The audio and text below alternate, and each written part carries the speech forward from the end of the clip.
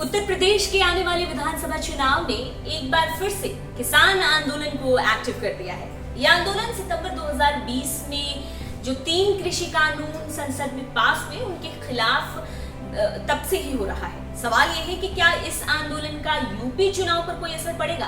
क्या बीजेपी को इससे कोई नुकसान या फिर कोई फायदा होगा? एक सवाल यह भी है कि क्या महज चुनावों से जोड़कर इस आंदोलन को देखना सही है? इस पर डिटेल से हम इन सवालों के जवाब को ढूंढेंगे, समझेंगे। लेकिन उससे पहले अगर आपने हमारा ये चैनल अभी तक सब्सक्राइब नहीं किया तो जल्द कर लें। अगर आपको ये वीडियो पसंद आया तो वीडियो को लाइक करें और ज्यादा से ज्यादा शेयर करें। आंदोलन को लंबा वक्त हो चुका है। जो किसान आंदोलन है उसको लंबा वक्त हो चुका है, करीब 9 महीने बीत चुके हैं इस आंदोलन को। और इससे क्या पता चलता है? इससे पता लगाया जा सकता है कि कितने सीरियस है किसान इस आंदोलन को लेकर। पिछले कुछ डेकेड में खेती में महंगी लागत के साथ ही किसानों को कम मुनाफे की जो दिक्कत है उससे रूबरू होना पड़ा, जूझना पड़ा है। पर किसानों के इस डर और आशंका की वजह किसान संगठनों के राजनीतिक दबदबे में होती जा रही कमी हो सकती है। एक वक्त में जनसंख्या और कृषि अर्थव्यवस्था के बल पर सामाजिक, आर्थिक और पॉलिटिकली तौर पर ये संगठन हावी रहे थे। पर यूपी की राजनीति में किसानों का जो हिस्सा है वो पिछले 20 साल में घटता चला गया। खासकर अगर गौर पश्चिमी यूपी में किया जाए, इस एरिया में 44 सीटों पर साल 2017 में जो चुने गए विधायक रहे उनमें बस 10 ने कृषि को अपना जो मेन बिजनेस बताया था कि वो मुख्य तौर पर वो किसानी करते हैं, खेती करते हैं, जो कि 2012 में यही संख्या 20 हुआ करती थी। पश्चिमी यूपी में जो भी पुराने खेतिहर नेता थे उनकी जगह यंगस्टर्स, मतलब जो यंग लीडर्स थे वो आ गए, जिससे किसान वर्ग भी अब आंदोलन से धीरे धीरे दूर होने लगे हैं। सवाल यह है कि क्या 2022 के इलेक्शन में बीजेपी को इस किसान आंदोलन से कोई नुकसान होगा भी या फिर नहीं? या किसानों के नेता राकेश टिकैत के हुंकार की अब बस हवा निकलने वाली? क्या हम ऐसा कह सकते हैं? क्या बस ये आंदोलन इलेक्शन पर दबदबा नहीं बना पाएगी या इलेक्शन पर हावी नहीं हो पाएगी? आखिर चल क्या रहा है? चलिए इस पर गौर करते हैं। दरअसल ये पहली बार तो है नहीं कि जाट किसान बीजेपी से चुनाव से पहले नाराज हैं।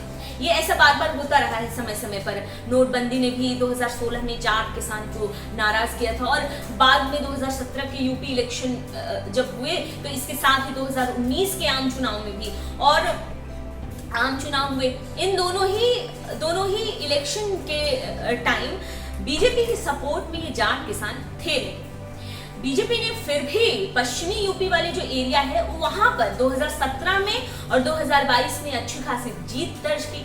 अब ऐसी अच्छी जीत से एक बात तो तय है कि किसानों का थोड़ा सपोर्ट तो बीजेपी को मिला ही होगा, किसानों ने वोट दिया ही होगा, क्योंकि अगर जीत अच्छी है तो वहां पर अगर किसान बहुल इलाका है या जाट बहुल इलाका है तो किसी ने तो सपोर्ट किया ही होगा, तब उनको अच्छी जीत मिली है। अब ऐसी ही स्थिति इस बार के 2022 के इलेक्शन में दिखाई देता है। कुछ ऐसी ही माहौल अभी खराब है और अगले साल इलेक्शन है। जब किसान नाराज है 2022 के इलेक्शन से पहले, 2022 में पश्चिमी यूपी के किसान बीजेपी को सपोर्ट कर दें। अगर ऐसे हालातों में पिछले हालातों को देखें तो उस हालात को देखते हुए अगर अंदाजा लगाया जाए तो अगर वहां के जो पश्चिमी यूपी के जो किसान हैं अगर वो सपोर्ट कर दे 2022 में तो इस पे हैरानी नहीं होनी चाहिए। दूसरी वजह पर अगर गौर करें तो अगर मान ले कि मौजूदा कंफ्यूजन और जो असंतोष किसानों के मन में है, किसानों का सपोर्ट बीजेपी को नहीं मिलेगा, अगर उनका कंफ्यूजन दूर नहीं हुआ, अगर वो उलझे हुए हैं अपनी मांगों को लेकर या दबदबा कम हो रहा है, तो अगर सपोर्ट बीजेपी को उनका नहीं मिलता है, फिर भी ये एक बात साफ नहीं होता ऐसे माहौल में भी कि ऐसे सिचुएशन का फायदा किस पार्टी को होगा। अगर बीजेपी को वो सपोर्ट नहीं करेंगे तो किस पार्टी को करेंगे? क्योंकि इस एरिया में तो सपा और जो बीएसपी है मायावती की, उसकी भी हालत खस्ता है। ऐसे में ऑप्शन एक दिखता है, वो ऑप्शन है बीजेपी, जो कि इन किसानों के लिए एक सही विकल्प हो सकती है। और की अपेक्षा। तो एक बात तय है कि बीजेपी को इस एरिया में खास परेशानी होती दिखाई नहीं देती है। और अगर सीटों का घाटा इस तरफ होता भी है तो एक बात और है कि यूपी के और जो बाकी के इलाके हैं, जैसे मिडिल यूपी हो गया या फिर पूर्वांचल वाला जो एरिया हो गया, वहां पर जो बीजेपी का प्रभाव है वो बहुत अच्छा है। वहां पर योगी आदित्यनाथ का चेहरा काफी प्रभावी है।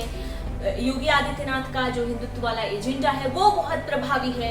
एक बहुत बड़े समुदाय पर योगी आदित्यनाथ का प्रभाव है और बीजेपी का चेहरा योगी आदित्यनाथ है। तो ये अगर पश्चिमी यूपी में अगर सिचुएशन खराब होता भी है तो वो मिडिल यूपी और पूर्वांचल वाले एरिया से बीजेपी अपनी सीटों को बैलेंस कर लेगी और अपने हालात ठीक कर लेगी। मतलब कुल मिलाकर हालात अभी बीजेपी के कंट्रोल में है और बीजेपी के साथ है। इस वीडियो में इतना ही।